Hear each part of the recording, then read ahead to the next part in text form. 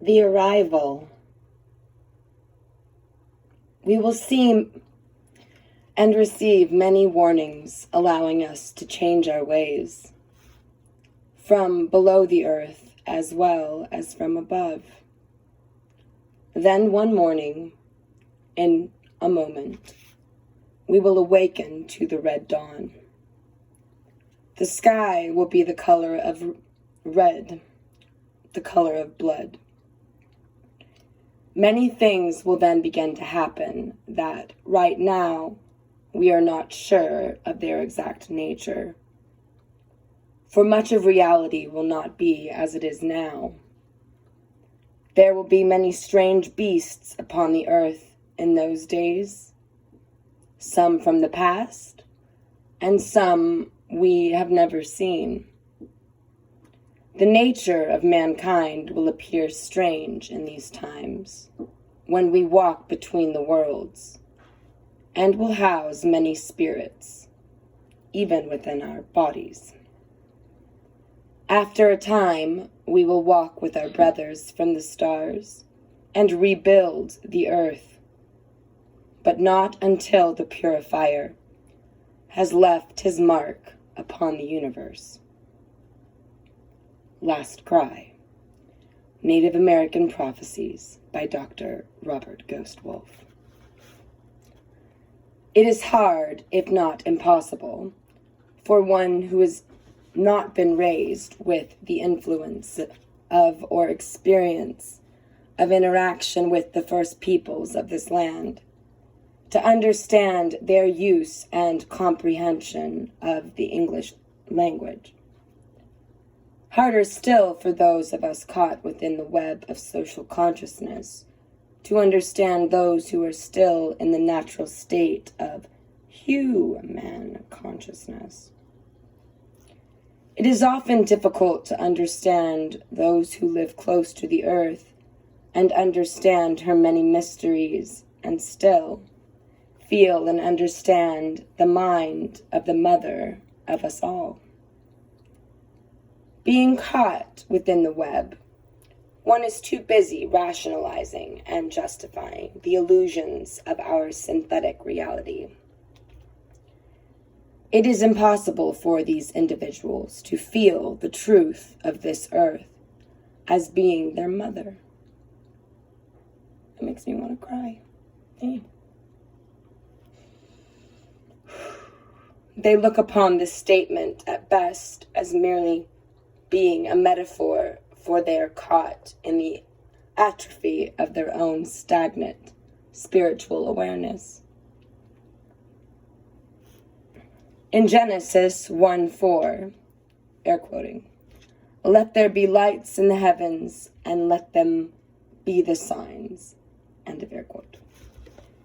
The ancients knew of future potentials and the turning of the seasons of the celestial clock, because they understood the keys to understanding the way things worked, which was the way things are in the stars.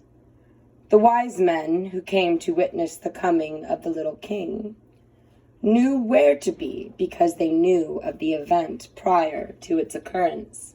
They had prescience, foresight, due to their understanding of star knowledge. The prophets and sages throughout time memorial, from all cultures, have had an inner understanding, if not a formal education, in the mechanics of the celestial geometry of the universe. Many keys to this knowledge are encoded with the Judeo-Christian Bible. We will investigate several of them as we progress upon our journey into the realms of higher understanding. The Bible, Pegasus, and another musing stories. In the New Testament, from the surviving texts of the teachings of Yeshua, we are told of the second coming of the universal Christ. Revelation 19:11, air quoting, And I saw heaven opened, and behold, a white horse. And he that sat upon him was called Faithful and True. And in righteousness he doth judge and make war. End of air quote. Is it merely a coincidence that in the scriptures it refers to revelations and the native people speak of the purification and the purifier? Nay, it is no coincidence. No such thing. Coincidence that the Bible talks of the Prince of Peace and the native people speak of their peacemaker when referring to the pale prophet. That he will return upon a white horse. And the native people's reference is that the peacemaker will appear as a plumed serpent in the heavens.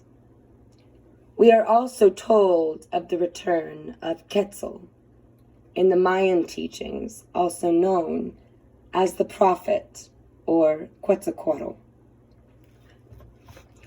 Revelation 1:7, air quoting. Behold, he cometh from the clouds, and every eye shall see him, and they also which pierced him, and all kindreds of the earth shall wail because of him. Even so, Amen. 8. I am the Alpha and Omega, the beginning and the ending, saith the Lord, which is, which was, and which is to come. End of air quote. As many of you are aware now, we here upon the earth are in fact receiving some kind of mechanical signal sequence emanating from something out in the depths of space, and that signal is coming from within the constellation of Pegasus. If you are not aware of this, I suggest you research this very interesting website, www.lunaranomalies.com. There are many other interesting bits of information as well. It's a great site, so says Ghost Wolf. Check it out. Revelation 6:3. Come see. And I saw, and behold, a white horse, and he that sat upon him had a bow, and a crown was given unto him. And he went forth conquering, and to conquer. End of air quote. We are told again in the Christian Bible about the second coming, as it refers to the white horse in the heavens, which can be none other than Pegasus, the winged horse of Greek mythology.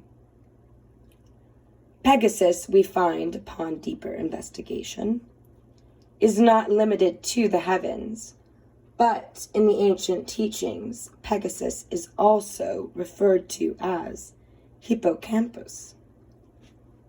End of air quote. In the human body, this is the place of memory, where the gods speak to us and we connect to our source. This place is none other than the pineal gland in the human brain. Now, take into consideration our bodies are comprised of about 98% water, which means we are basically sea creatures carrying our own private ocean with us. Okay, interesting, don't you think? We also find upon further investigation that the word hippocampus actually translates to seahorse. Interesting. The father of Pegasus was Poseidon, the great Greek god of the sea. Also, he was one of the Atlantean kings. If we are a little left-brained, we would suggest looking up hippocampus in Staden's medical dictionary. And then we will find that the hippocampus of the human brain is white eminence. This information, therefore, makes Pegasus the white seahorse of the body. It is the white horse of the Bible, upon which the second coming shall commence. And it is the white seahorse that is the memory of the origins within you and within I. Note, we must understand that a vast amount of symbolism and parables have been used in all teachings to explain information and deliver messages. Often they were tailored to fit the level of comprehension and or fit into cultural understanding of the times. This ensured that the information would be understood, at least enough to be brought forward through the telling and retelling of the stories, legends, and lore, petroglyphs and hieroglyphs, until such time humanity would arrive at a point where the consciousness would be able to comprehend the information and it would become applicable. Recently, archaeologist, scholar, historian, author Zecharia Sitchin revolutionized our understanding of ancient Sumerian, air quoting, myths, end of air quote. Sitchin realized that the 11 of the gods described in the Sumerian records were actually bodies in our solar system, the planets plus the sun and the moon. Sitchin further realized that the Sumerians had a knowledge of the outer planets that by all rights they shouldn't have had, according to the conventional historians. He proved this to the world by submitting to NASA, never a straight answer, detailed descriptions of our outer planets as found in the Sumerian records before the NASA space probes had yet reached these planets.